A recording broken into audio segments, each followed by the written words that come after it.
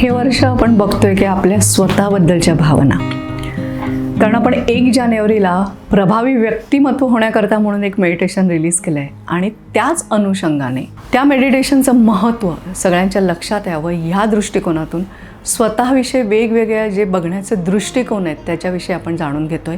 आज आपण जाणून घेऊया न्यूनगंड आणि अहंगंड या 2 भावनांविषयी.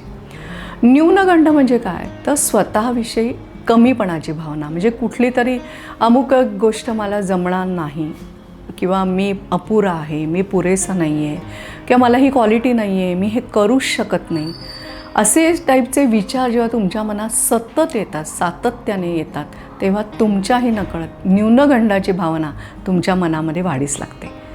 आणि अहंगंड म्हणजे काय, तर मला सगळं कळतं आहे आणि मला कोणाला विचारायची गरज नाही आहे आणि मला कोणाला काय म्हणतात, मी इतरांपेक्षा कोणतरी स्पेशल आहे, अशी भावना जेव्हा वाढीस लागते विचारांमध्ये, मनामध्ये, ती म्हणजे अहंगंड. म्हणजे या दोन्हीही भावनांचा आपल्या व्यक्तिमत्वावर परिणाम होतो. न्यूनगंड असलेली व्यक्ती आपल्या लक्षात येते अशी थोडीशी बुजरी, लाजरी किंवा काहीही करायला त्याच्यामध्ये आत्मविश्वास कमी आहे किंवा कुठल्याही गोष्टीची निर्णय घेताना ती फार अशी घाबरलेली आहे वगैरे, अशा पद्धतीचे एक साधारण व्यक्तिमत्व आपल्याला दिसतं. ते आपल्या लक्षात येतं की या व्यक्तीमध्ये कुठेतरी न्यूनगंडाची भावना आहे असं. किंवा अहंगंड असणारी जी व्यक्ती आहे तीसुद्धा आपल्या लक्षात येते की त्यांचं चालणं वागणं इतकं काही तोऱ्यात असतं किंवा अशी एक विशिष्ट त्यांची देहबोली असते की त्याच्यावरनं आपल्याला लक्षात येतं. सो ही दोन्हीही जी काही विचारांच्या पद्धती आहेत किंवा या दोन्हीही ज्या भावना आहेत स्वतःविषयीच्या, या दोन्ही आपल्याला हानिकारक आहेत.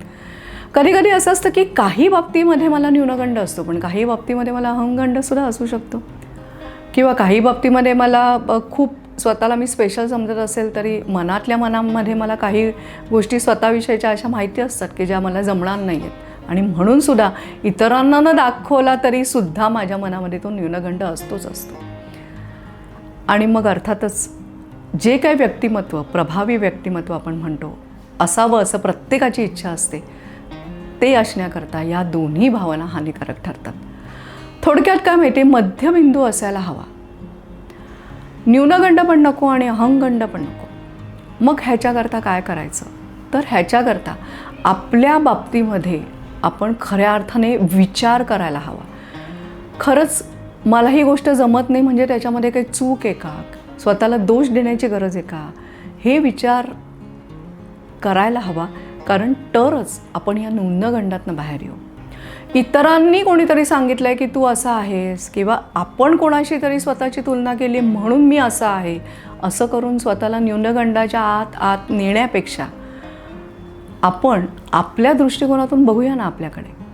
त्याचप्रमाणे अहंगंडसुद्धा जो काय आहे तो सुद्धा जर तो अतिप्रमाणात असेल तर तो कुठे ना कुठेतरी आपल्याला चुकीच्या वाटेला नेणार आहे, ह्याची जाणीव मात्र आपल्याला झाली पाहिजे. पण खरं सांगू का, कधी कधी आपल्याला कळतच नाही की या अमुक एका गोष्टीविषयी मला मनामध्ये न्यूनगंड आहे का किंवा ओव्हरऑल न्यूनगंड आहे का आणि माझ्या मनात अहंगंड आहे का. तर ह्याच्याकरता बॅलन्सिंग हे महत्त्वाचं आहे. आणि मग ते बॅलन्सिंग होण्याकरता भूतकाळातल्या अनेक घटनांमधनं जात असताना आपला स्वतःकडे बघण्याचा जो काही दृष्टिकोन झालेला आहे ना, तो असा संतुलित हवा. म्हणजे जे नाही आहे आपल्यात, काही कमी असेल तर ते मोकळेपणाने स्वीकारायला हवं. तसंच जर आपण फार स्वतःला कोणतरी समजत असू तर कुठेतरी नम्रता ही सुद्धा आपल्यामध्ये असायला हवी. तर ते कसं आणायचं, ही वृत्ती आणायची कशी किंवा हे कसं घडवून आणायचं, मनामधल्या या नको असलेल्या अतिप्रमाणात असलेल्या या न्यूनगंडाचा आणि अहंगंडाचा निचरा कसा करायचा, तर त्याच्याकरता वृषालीज पूर्वस्मृती हिलिंग या चॅनलवर अनेक प्रकारचे मेडिटेशन्स आहेत. अगदी सगळ्यात महत्त्वाचं तुम्हाला या सगळ्यात मदत करणारं म्हणजे 1 जानेवारी 2026 रोजी आम्ही रिलीज केलेलं प्रभावी व्यक्तिमत्व येण्याकरता लागणारी मानसिकता येण्याकरता म्हणून ते मेडिटेशन आहे. स्वतःवर प्रेम करण्याकरता म्हणून एक मेडिटेशन, म्हणजे ती मानसिकता येण्याकरता म्हणून ते मेडिटेशन आम्ही टाकलेलं आहे.